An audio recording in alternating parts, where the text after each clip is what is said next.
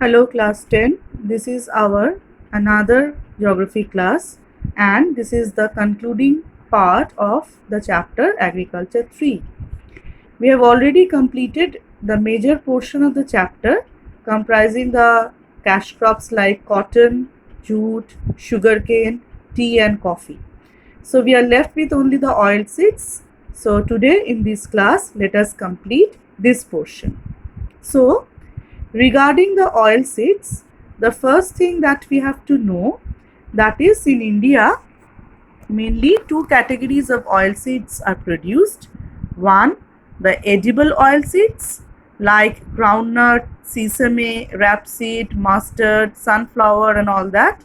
And some are non-edible as well like castor, linseed, neem, all this. So, first we will learn about the edible oil seeds. Next, we will go through the non-edible ones. So, edible oil seeds means after extraction or after crushing the seed, the oil which is extracted can be used as a cooking medium, or rather it can be consumed. So, the first one that we all are going to learn about, that is groundnut. So all of us in our house, we all use the groundnut oil, right? Or rather very commonly known as the white oil because of its color. So groundnut in India is cultivated or is grown both as rabi and kharif crop because it has a good adaptability to climatic condition. That is why in some of the places it can be grown as a rabi crop and in some other places it is grown as a kharif crop. So regarding the oil seeds, we need not have to go through the entire portion. We have to be selective. So the first thing that we will know regarding groundnut, that is the first portion. Okay, that it is the amongst all the different kind of edible oil seeds, groundnut is the most important one. It is essentially a tropical and subtropical crop. It is both a kharif and a rabi crop, but is grown as mainly as a kharif crop, but in some places it can also be grown as a rabi crop. Now regarding the climatic requirement and the soil, obviously we have to learn about the soil. Well-drained, high, sandy loams, red and black soils are well suited for its cultivation. So red soil and black soil, there is no confusion within that. What about light sandy loam? Actually, loamy soil can be of two types. One kind contains more of clay, which is known as clayey loam. The other one contains more of soil, which is known as sandy loam. So, for the cultivation of groundnut, we require sandy loam, which is well aerated and can also retain moisture. Now, regarding the climatic requirement, the first one is temperature. So, on an average, as because it is a tropical crop, the temperature requirement is 20 to 25 degrees Celsius and rainfall is 50 to 70 centimeters. Places where the rainfall is little bit less than that, in those places also, if the soil is suitable, groundnut can be grown with the help of irrigation. Okay. So within the climatic requirement, that is temperature and rainfall, only these 2 points are required, not anything else. Now, methods of cultivation, chief characteristics, all these is not needed for us. Straight away we will go to the next portion, that is uses. So, I hope we all know other than groundnut is used as oil, groundnut oil, it has got many other kind of uses and we are mostly familiar with those.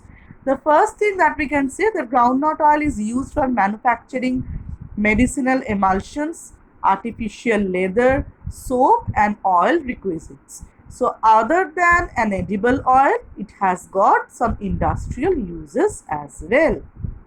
Groundnut can be eaten raw, roasted, salted or sweetened. So we prefer to eat salted groundnut, isn't it? And after the extraction of the oil, the leftover residue is used as an important cattle feed. Usually, different kind of oil seeds, after the oil is extracted, the leftover husk is compressed and they are given shape of some thin, hard, rectangular blocks which are known as oil cakes. These oil cakes, either they are used to feed the cattle, or they can also be used to they can also be used as manure, organic manure, to the agricultural fields. Now, last but not the least, in case of groundnut, we obviously have to learn the areas or the states where they are mostly produced in India. So, in case of India, mainly there are three states which are producing groundnut in good quantity. Those are Andhra Pradesh, Tamil Nadu, and Gujarat. These three are the chief producers of groundnut in India. Only the names are required, students, not the details. That is, which state is producing how much, that details is not required. Only you have to learn the name of the chief producers. Now we have to move towards the next portion, that is, or to the next oil seed, which is sesame. So sesame in India, which is also known as til. Okay, during some pujas also we are using til. So it is also a tropical crop, and in the northern part of India it is grown as a kharif crop, and in the southern portion of India it is grown as a rabi crop. Regarding the variety, we have to know only this thing, that it has got two varieties. One is the white sesame and another one is the black sesame.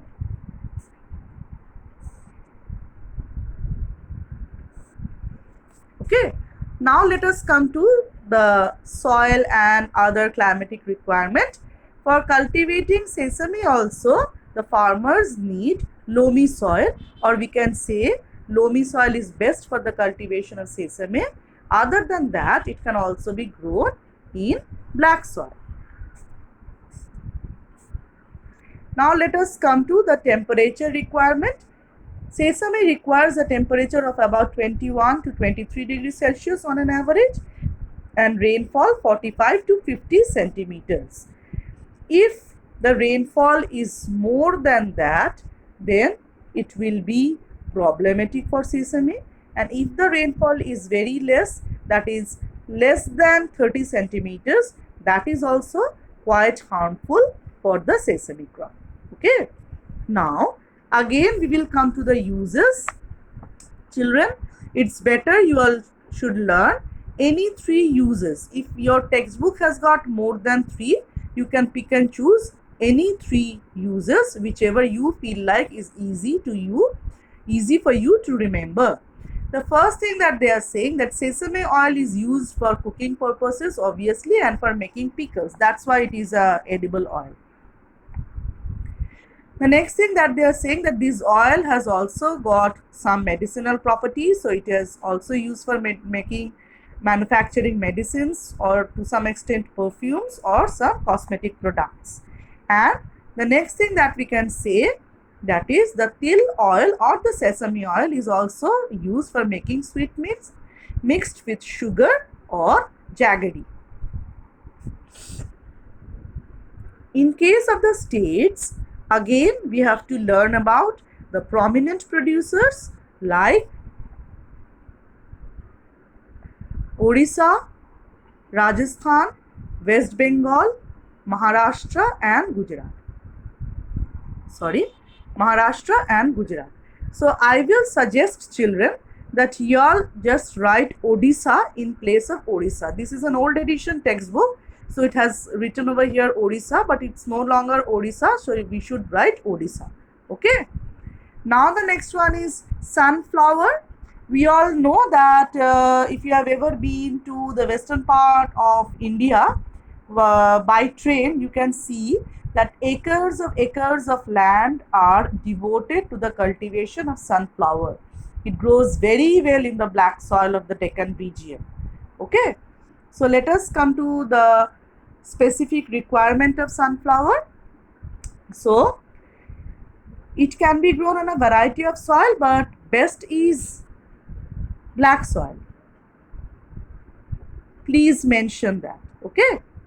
Next thing that we can say regarding the climatic requirement, it is 15 to 25 degrees Celsius, especially during the growing period.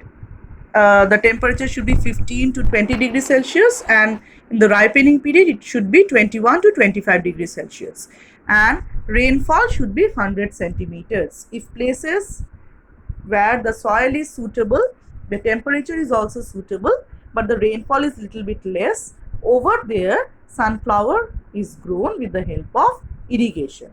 Now we have to learn the uses, obviously.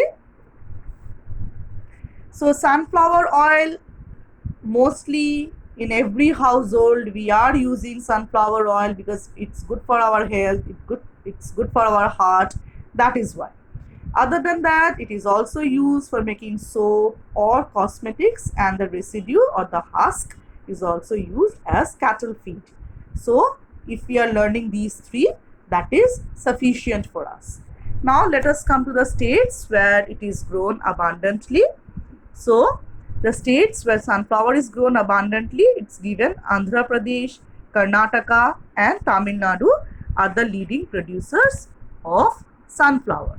Okay, that is the entire Deccan region. Okay. Now the next thing that we have to know, one is rapeseed and another one is mustard. Okay. So actually if we see mustard seed, that is one variety is black in color, another variety is yellow in color. So that is the thing only, that is rapeseed and mustard. Okay, there is only a difference of color, otherwise they look, both of them look alike. Now soil, they grow very well in the alluvial soil of Satluj and Ganga plain. That is why these crops are grown very well in Punjab and West Bengal. Okay. Temperature, rainfall for this particular variety is not needed. Method of cultivation, all these are also not needed. So we will specifically learn the uses. Okay. Actually, there is a difference regarding this crop than the other oil seeds. That is, in case of other oil seed, the plant itself is not consumed. Only the seed is consumed. Maybe if the plant is consumed, that is consumed by the cattle. But in case of rapeseed or mustard, the leafy portion is consumed by human beings, and that is a very popular dish in Punjab and Uttar Pradesh. You must have heard the thing that is sarson ka saag, you must have heard, no? Some of you must have tried it also. It's very delicious. So this is the thing, okay, the leafy portion that is consumed by human beings also, and that is very popular, very delicious. The oil cake is used as an important cattle feed, and it's also used as manure. That I have already said that cattle oil cake has got only two uses. Either it can be used as a cattle feed or it can be used as a manure. Okay. Now we have to learn about the areas. So places like Uttar Pradesh, Rajasthan, Haryana are the major producers of this crop. Along with that, I will suggest please add the name of Punjab and West Bengal. Okay. So I will suggest along with Uttar Pradesh, Rajasthan, Haryana, you have to learn the name of Punjab and West Bengal, because these two are also good producers of this crop. Now the next edible oil seed, which is a rabi crop or which is grown in India as a rabi crop, is known as safflower. So this name must be little bit uncommon to you people. So appearance wise, safflower has huge resemblance with sunflower only. They also bear flowers just like the sunflower, but the flowers are smaller than sunflower and the color, it is not only yellow, they can be orangish or reddish as well. Okay. So now for safflower, we only need the uses. So let us come to the uses, and you can learn any 3 uses whichever you feel is suitable for you to remember.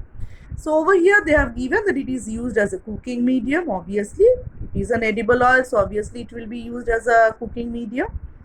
Another thing, it has got some industrial uses as well, like it can be used for the manufacturing of paints or varnishes because of its quick drying property, and the oil cake is fed to animals. So this is all about with safflower. Let us know in which places of India this particular kind of oilseed is grown. So the places are Maharashtra, Karnataka and Andhra Pradesh. So the next thing is soya bean. It is a subtropical crop.